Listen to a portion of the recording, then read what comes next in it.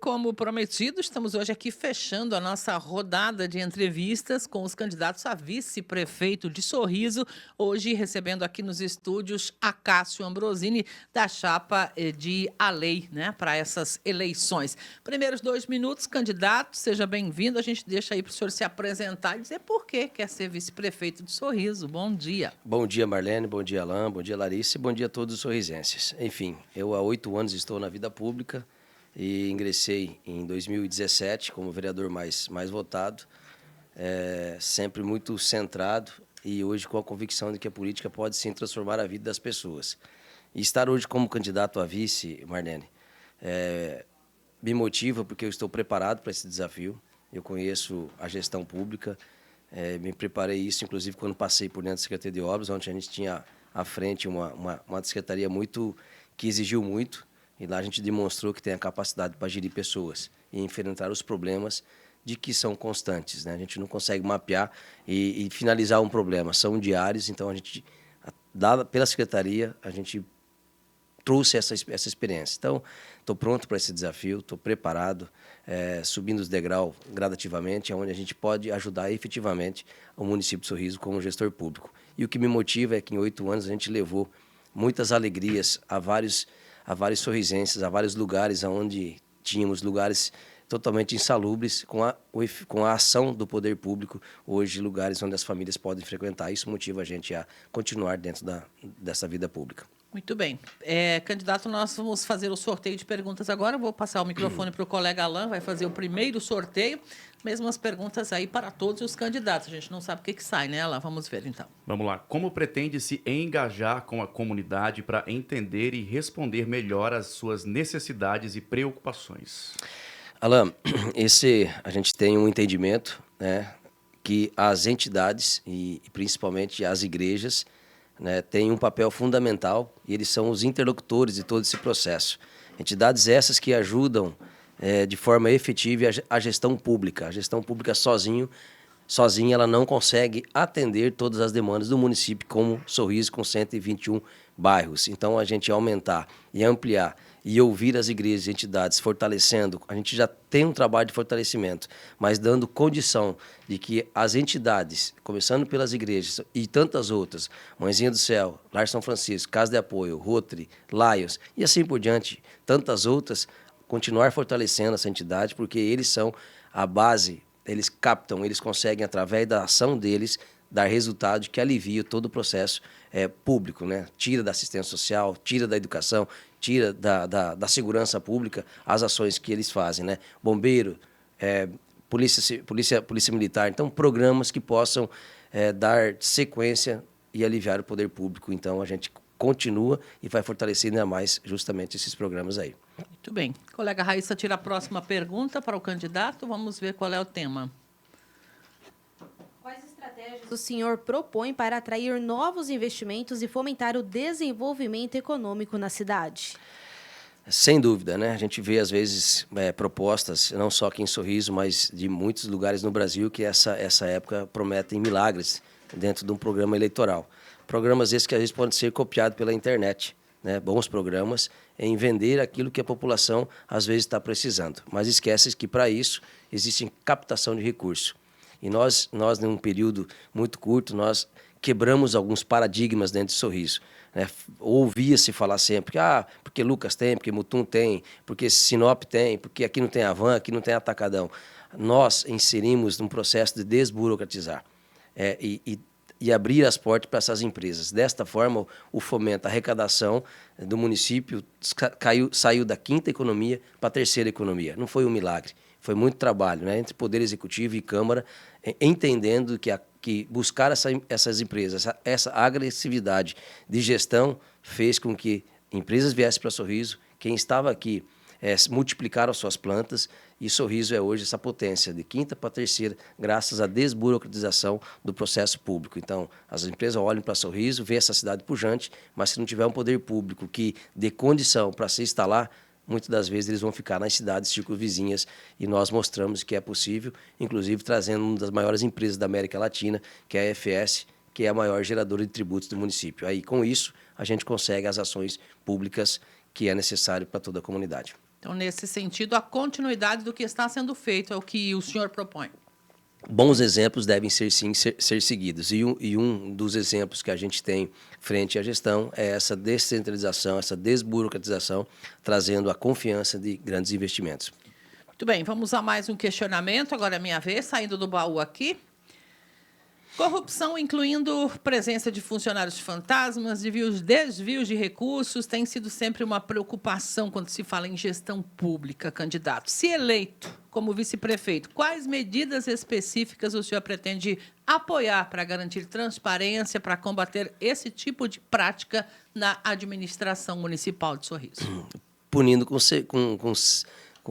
punindo os culpados. Acho que a gente primeiro tem que trabalhar o preventivo, né, dentro desse processo. Punir, com certeza, naquele que fez o ato. Nós temos uma gestão muito ampla e que às vezes pode achar que está tudo certo. Então, punir aqueles que entendem que o dinheiro público pode ser roubado, né? Um exemplo, vamos ser bem chulo, desviado dessa forma. Então, a gente tem que dar o exemplo. E existem várias formas de corrupção. E eu vou falar por mim, enquanto vereador, muito tranquilo nesses 8 anos. A gente pode, como vereador, inclusive, começar a gerar processos aonde pode iniciar o processo de corrupção. Quando eu utilizo o meu cargo para mim, por exemplo, ligar e interferir numa vaga de creche. Nós temos uma filas de espera. Hoje, aproximadamente 700 crianças dentro dessa fila de espera. Quando eu utilizo o meu cargo para favorecer alguém, eu não sei a realidade dos outros 699 que estão. Às vezes eu favoreço a Dona Maria e prejudico a Dona Francisca, que está precisando mais do que a Dona Maria. Então, existe a triagem para isso. Isto é uma forma de corrupção, porque quando alguém que exerce um cargo público favorece, com certeza, nessa hora, essas pessoas irão ser cobradas. Eu te ajudei, Marlene, agora você precisa me ajudar. Então, isto é uma forma de corrupção. Então, dentro da minha vida,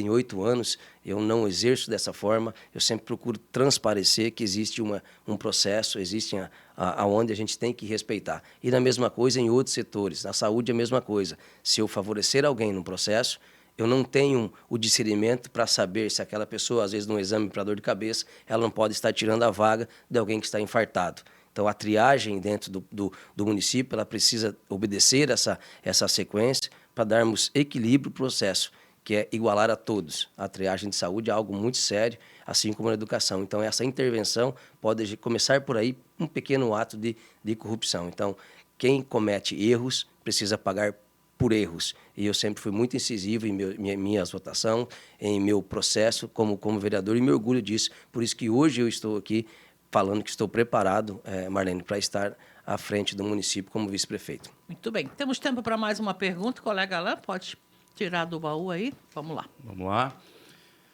Qual é a sua abordagem para melhorar a infraestrutura e o transporte público aqui na cidade? O transporte público, foram feitos vários estudos, Alain. Eu acho que agora nós precisamos ampliar e abrir esse espaço para que as empresas especializadas em transporte público venham para dentro do processo. Ela é obrigação do município, enquanto não tenha essa concessão, em dar o transporte público. O município tocando, eu acredito que numa magnitude como é o transporte, como é a nossa malha de mobilidade, de transporte público principalmente, precisa sim abrir um espaço para uma concessão, né? Então a empresa viria com esse estudo. Nós não temos a condição de fazer por conta própria. Estamos bancando esse processo, não é um processo barato, mas quem precisa na ponta precisa ser atendido. Eu acho que uma implementação de um estudo trazendo com que quem vem para a concessão, a gente sabe que eles não vêm, não é filantropia, ele vem visando lucro. E os estudos que foram feitos não se via viabilidade para ser implantada a concessão, mas nós temos a obrigação de fornecer. Então, talvez, por isso, a gente não tenha um transporte público com excelência. O que temos, tem atendido, mas ainda há muito para se avançar nesse setor. Vamos lá, Raíssa. Vamos lá. Durante campanhas eleitorais, ataques pessoais a adversários são frequentemente utilizados como estratégia política. Como vice-prefeito, qual seria a sua postura em relação a esse tipo de prática e como você acredita que podemos elevar o nível do debate político para focar em propostas e soluções para os problemas da cidade? Bom, Boa pergunta. Larissa, eu particularmente, inclusive nas minhas reuniões, onde a gente passa pedindo voto, a gente sempre foca no que você tem condição de prestar de serviço para o seu município. Como agente público, como político, você se coloca à disposição de trabalhar. Então, particularidades, eu de fato não falo nem em off, né? Então, a gente tem esse alinhamento e a gente fica triste, às vezes, pela forma que a política vai. Lembrando bem que não é só em Sorriso, né? A gente sabe quando vai entrar numa campanha, é fato, e isso ocorre nos bastidores, você tem que estar preparado, porque como brincam, inclusive, os próprios, quem se coloca à disposição, vão vasculhar a sua vida. E isso talvez por isso, muitas pessoas com grandes capacidades acabam se isentando do processo de se vir para a vida pública, né? Como eu falei, eu entrei na vida pública, estou muito feliz de estar na vida pública pelas ações que nós realizamos na vida das pessoas e pelo que é possível fazer. Então, fica restrito quando algo de uma forma pessoal leva à frente da política. Então, eu prefiro trabalhar propostas, ideias e condições de assumir os cargos. Vamos lá, vou tirar mais uma perguntinha aqui, candidato. De que maneira o senhor planeja atuar em áreas como saúde e educação, frequentemente vistas como responsabilidades primárias da gestão na prefeitura, nos municípios, enfim? Dentro da área da saúde, a gente precisa, Marlene, avançar em alguns aspectos, principalmente nas descentralizações. É possível avaliar um PSF, os PSFs estruturar de forma de que aumente, troque as equipes e faça um atendimento mais alongado, para que as pessoas não precisem pegar as fichas, né? Às vezes a gente foca muito em construção de PSFs, mas o horário de atendimento continua reduzido. Então, se a gente utilizar a estrutura física que já tem hoje e trabalharmos com o corpo técnico, aquele trabalhador que sai 5 horas da tarde, 6 horas, ele pode andar uma quadra, um bairro, 1 quilômetro a mais, mas ser atendido. Porque é nesse sistema que nós temos hoje, que não é só aqui em Sorriso, vamos falar especificamente, a pessoa tem que pegar a ficha. Então, trabalhar com contratação, ampliar as empresas, utilizar a estrutura física é uma ideia que a gente tem, que precisa ser estudada para isso, e aumentar o horário. Então, você extra, no caso, você minimiza os espaços, a estruturação física, mas aumenta com contratação de pessoas. Descentralização de alguns setores dentro da saúde. Sabemos que hoje uma maternidade, essa maternidade, de fato, é prioridade dentro do processo, 130 a 140 partos por mês dentro do município. Então, municipalizar isso é um dos pontos essenciais. E alguns serviços extras dentro de um hospital municipal, de uma estrutura municipal, como, por exemplo, a parte de traumas, que é onde temos os índices também elevadíssimos. Os hospitais ocupam muitos leitos com a questão de traumas, acidentes, que são muito constantes. Então, são algumas ações que é possível a gente fazer de forma muito rápida, né, e regionalizar alguns pontos de saúde. UPAs, por exemplo, Zona Leste, no Rota do Sol, ampliar esses espaços para a gente diminuir o acesso ao regional. Muito bem. O colega Alain vai para a próxima pergunta. Vamos lá. Em sua opinião, qual deve ser o papel do vice-prefeito na promoção de políticas ambientais sustentáveis? Nós temos um campo. Na verdade, o vice-prefeito vai ter que participar de todas as ações, né, Alain? Eu já converso muito com a lei quanto a isso. A gente tem falado muito numa gestão compartilhada. Eu acho que o meu perfil não é um perfil que vai definir uma linha, né? A gente vai ter que trabalhar todas, inclusive quando tiver os problemas, né? Tem que estar firme nessa postura. Não pode amarelar no processo. Mas em políticas ambientais nós temos entidades aqui que já fazem alguns trabalhos, por exemplo, o próprio IFMT, que é sorrisense, tem um trabalho fantástico. Nós temos algumas ações, por exemplo, que é da terra, lá que está no sindicato rural ali, o CAT. Então, fomentar, né? Temos escolas de agronomia, né? Temos essas faculdades que precisam, inclusive, mostrar serviço. Então, capitalizar essas escolas, a IFMT, o CAT para dentro do processo, junto com o governo do Estado, para a gente fomentar. Tem empresas que precisam fazer alguns trabalhos e a gente identificar onde precisa e fazer as ações que é necessário. Nós temos o Lira, que nasce e morre dentro de Sorriso, é um rio importantíssimo para nós, sorrisenses, de extrema importância. Nós temos o Telespires e esses rios estão assorreados. Então, a ação pública, começando em volta da cidade, ela vai trazer uma recuperação de lugares importantíssimos para nós. Muito bem. Tempo para mais uma pergunta. A Raíssa vai fazer o sorteio aqui e apresentar o candidato. Como o senhor lidaria com possíveis divergências de opinião entre você e o prefeito ao longo do mandato? Diálogo. Eu acho que é um período, né? É um casamento que a gente vai enfrentar, são um período de 4 anos, e a gente precisa se conhecer, principalmente ser franco. Eu sempre comparo, é igual um casamento. Você tem que entrar conhecendo o seu parceiro de processo, sabendo o que você pensa, e sabendo que se você não alinhar as ideias, o rompimento pode acontecer. Mas como é uma prefeitura, como é algo executivo, a gente vai ter que trabalhar ao máximo para dialogar, para que as ideias sejam alinhadas, porque você também não pode travar. Então, o vice-prefeito ele tem que estar junto, alinhado com o prefeito, e mais do que isso, tem que formar um time que pensa igual a gente. Secretários que estejam em condição de forma técnica ajudar, secretários que entendam o que a gestão quer. Então, tem que soltar a responsabilidade. O prefeito não pode dar a condição para um secretário, por exemplo, trabalhar, e o prefeito tem que vir aqui explicar o que o secretário fez. Você tem que ter autonomia, carta branca para fazer, e se assim você não tiver condição de fazer, você rompe o processo, porque você tem que ter um entendimento que esse trabalho tem que ser uma entrega muito grande, é muito exigente. Então, nós temos isso. O primeiro alinhamento, as ideias têm que fechar e o respeito entre ambos. Se ele me der uma missão, aquela missão tem que ser cumprida, e assim por diante, todas as esferas dentro de uma pirâmide. Muito bem. 2 minutos finais, candidato. Então, gostaria que o senhor deixasse aí as suas considerações, a sua palavra, né, junto aos eleitores de Sorriso. Deixar tranquilizar a todos os sorrisenses que, da mesma intensidade, Marlene, que eu encaro minha vida particular, a mesma intensidade que eu cuido dos meus filhos, que eu amo meus filhos, e que eu toco o pouco que a gente tem, essa coragem de desbravar, essa incisão e com muita vontade de vencer na vida, todo esse desejo eu quero levar para dentro da vida pública como vice-prefeito.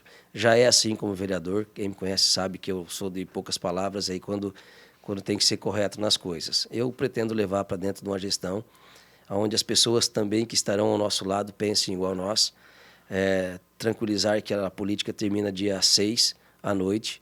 Se a gente não tiver o êxito, eu quero pregar que serei um cidadão de bem, sabendo meus deveres e minhas obrigações enquanto a sociedade, e que coloque em oração todas as vezes que os gestores, que se não for nós, que forem outros gestores, que pensem no município de forma positiva, com discernimento de fazer o melhor possível. A gente sabe que não é fácil.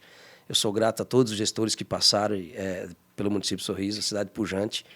Então, eu estou preparado de forma verdadeira de assumir esse processo e muito tranquilo se a gente não conseguir o êxito. Eu tenho certeza que iremos conseguir, mas também, se não conseguir, eu volto para dentro daquilo que a gente faz, pronto para ajudar o meu município de outra forma, voltar às nossas atividades. Então, eu peço a Deus que ilumine a caminhada de cada um e que a população nos ajude também a fazer com que Sorriso possa se destacar, não só dentro da pujança que tem, mas se destacar de forma que é onde cada cidadão tem o seu entendimento, onde que ele cabe dentro do espaço como munícipe. Como a gente estava falando antes, uma pessoa ateando fogo em roda da cidade não condiz no que aquilo que a gente prega. Então, cada um tem que saber o seu dever dentro dessa esfera. E estou pronto, né, com apoio familiar, com apoio de amigos e preparado psicologicamente e fisicamente, que nem o Alei. Então, peço o voto de vocês com bastante incisão. Estou aberto a diálogos, aberto a opiniões, e agradeço mais uma vez à rádio, a FM, por estar junto conosco nesse processo, levando a informação nessa amplitude grande que tem essa sintonia aí.